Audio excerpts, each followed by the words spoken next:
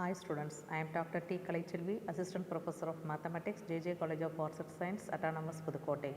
Now we are going to discuss about Real Analysis 1 for first year MSc Mathematics. The topic is Limit and Convergence in Unit 1st. Sequence. Here the definition of sequence is a function whose domain is the set of all natural numbers n and the range of a subset of real numbers r is called a real sequence. And next definition, range of sequence. The set of all distinct terms of a sequence is called its range. Example, here you consider 1 by n is a sequence. Now you write 1 by n means 1 comma 1 by 2 comma 1 by 3 etc. 1 by n. Here this range is 1 comma 1 by 2 1 by 3 etc. 1 by n, which is a infinite range. Next you consider minus 1 whole power n is another sequence. Here we can write minus 1 comma 1 minus 1 comma 1 etc. Here which is a finite range, the range is minus 1 comma plus 1. Next, convergence sequences. A sequence Pn is said to converges to a number p if for any given epsilon greater than 0 there exists a positive integer n such that Pn minus p less than epsilon for all n greater or equal to n. And next one, if Pn does not converges, it is said to be diverges. The number p is called a limit of the sequence Pn, and we write Pn converges to p as n tends to infinity or limit n tends to infinity Pn equal to p. The set of all points Pn n equal to 1 comma 2 comma 3 etc. its range of Pn. The range of a sequence may be a finite set or it may be a infinite. The sequence Pn is said to be bounded if its range is bounded. Next example, and first one example, if Sn equal to 1 by n, then limit n tends to infinity Sn equal to 0. The range is infinite and the sequence is bounded. And next one example, if Sn equal to n square, the sequence Sn is a unbounded, it's divergent, it has a infinite range. And next third one, consider Sn equal to 1 plus minus 1 whole power n by n. The sequence Sn converges to 1 is bounded and has it is a infinite range. Here Sn equal to I power n, the sequence Sn I power n, the sequence Sn is diverges, it is bounded and has a finite range. Here I power n is, here you substitute n equal to 1, so this is I, and n equal to 2 minus 1 and n equal to 3 minus I, and n equal to 4 means plus 1. So which is a finite range. And last one, if Sn equal to 1, then Sn has converges to 1, it is a bounded and it has finite range.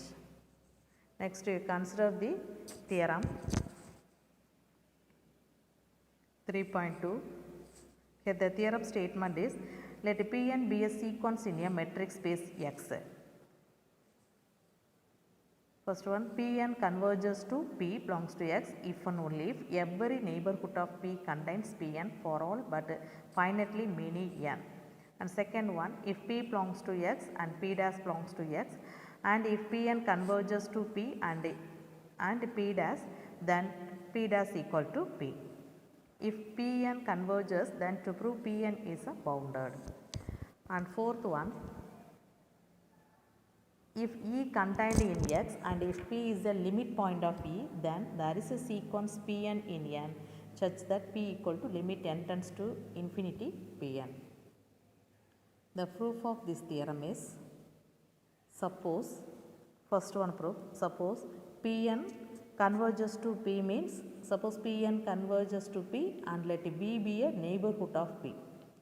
For some epsilon greater than 0, the condition distance of Q comma B less than epsilon, here Q belongs to X, this implies Q is also belongs to B. Corresponding this epsilon, there exists n such that n greater or equal to n, this implies distance of Pn comma P less than epsilon. Thus n greater or equal to X, which implies Pn belongs to B. Next conversely, Suppose every neighborhood of P contains all but finitely many of the Pn. Fix epsilon greater than 0 and let V be a set of all Q belongs to X such that distance of P comma Q less than epsilon. By assumption, there exists n belongs to Bn belongs to V if n greater or equal to n, then distance of Pn comma B less than epsilon if n greater or equal to n. Here Pn converges to P. Next, the proof of the second part.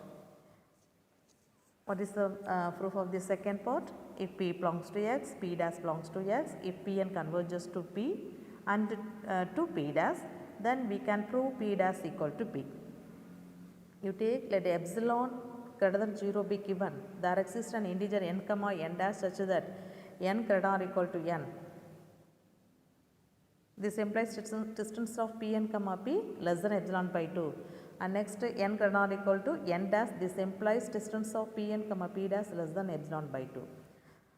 Hence, if n is greater or equal to maximum of n comma n dash, the distance of P comma P dash less than or equal to T of P comma Pn plus distance of Pn comma P dash, which is the distance of P comma Pn value is epsilon by 2, the distance of Pn comma B dash value is also less than epsilon by 2, therefore which is less than epsilon. Here epsilon is the arbitrary here, so distance of P comma P dash equal to 0, therefore P dash equal to P. Next part. Suppose Pn converges to P, this is an integer n such that n greater or equal to x, we can write distance of Pn comma P less than 1. But r equal to maximum of 1 comma distance of P1 comma P and distance of P2 comma P etc. distance of Pn comma P. Then distance of Pn comma B which is less than or equal to r. Here n equal to 1 comma 2 comma 3 etc. And last one, what's given? If E contained in X and if P is the limit point of E, then there is a sequence Pn in E such that P equal to limit n tends to infinity Pn. For each positive integer n, there is a point Pn belongs to E such that distance of Pn comma P less than 1 by n. Here given epsilon greater than 0, choose n so that n epsilon greater or equal to 1. If n greater than n, it follows that distance of Pn comma P less than epsilon. So here Pn converges to P. Therefore, limit n tends to infinity Pn equal to P. Next theorem 3.3, the statement of the theorem is, suppose Sn comma Tn are a complex sequences and limit n tends to infinity Sn equal to S, limit n tends to infinity Tn equal to T. And first one, limit n tends to infinity Sn plus Tn equal to S plus T, and second one, limit n tends to infinity C into Sn equal to Cs, and limit n tends to infinity C plus Sn is equal to C plus S for any number C. Next, third one proof, limit n tends to infinity, so Sn Tn equal to St. And fourth one, limit n tends to infinity 1 by Sn equal to 1 by S. Here S not equal to 0. The proof of the first part is, given epsilon greater than 0, there exists an integer n. Here n greater or equal to n1, this implies Sn minus S less than epsilon by 2.